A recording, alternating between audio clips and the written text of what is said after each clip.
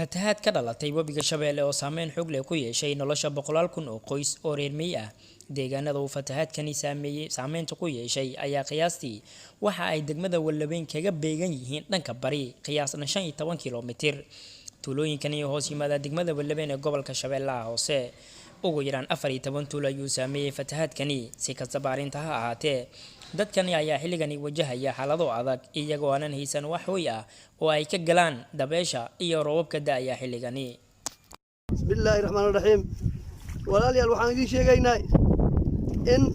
biyaha ayna bari kiciyeen ooy 9 tuulo oo ku taala oo ka tirsan degmada Wallaweyn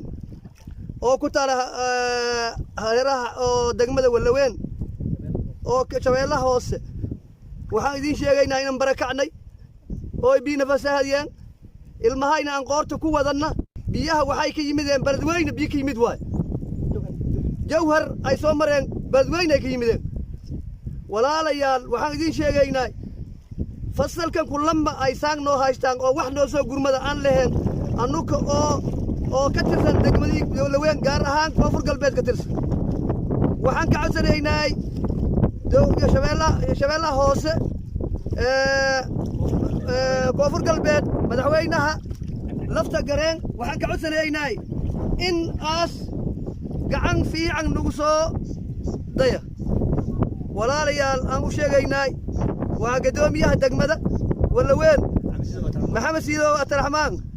waxaan u sheegaynaa in is laga gudbiyo dhibkana haysta oo meesha yeel ilmahayna asaan waxaan baarsanahay aan ooga dhabe oo biyaha aan u dhaxayna. tuuliyaalka waxaa ka mid ah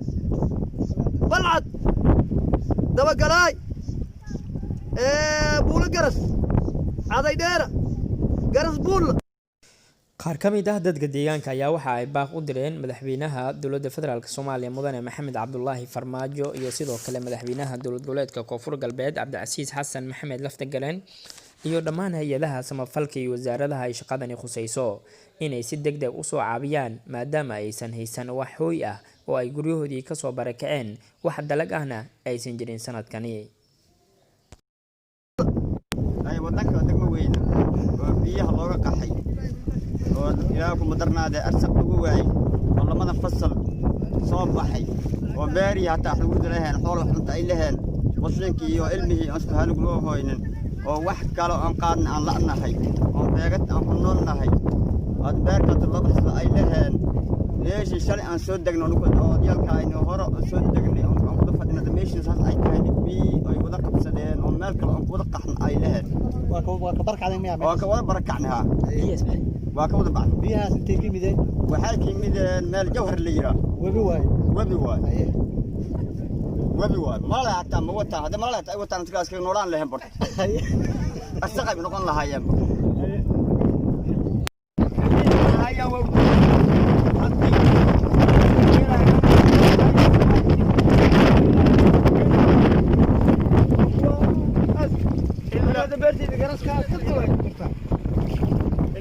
marka intaas soo dhib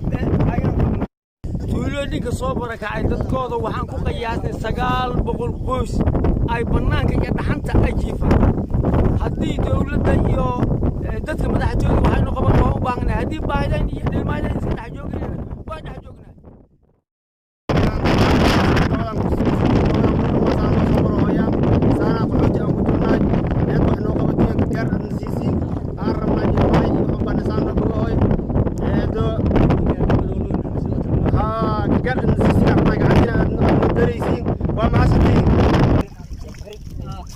anigoo gudoomiyihii ururka dhalinyarada ee beesha barbaaro maanta waxaan soo booqday tuulada Caday Dheere ee dadkooda biyo barakiciyeen.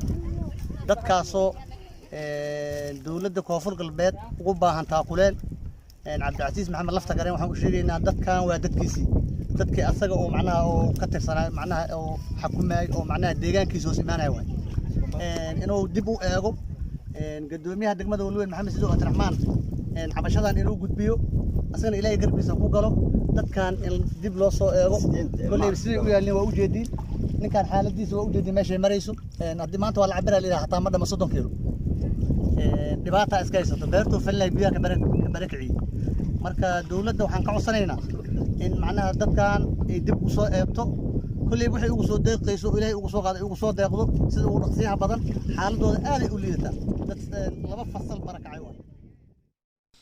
isku soo wada duuduubo dadkan ayaa ku jira xaalad adag iyagoona codsaday kaalmo bini'aadanimo oo degdeg ah in lala soo gaaro.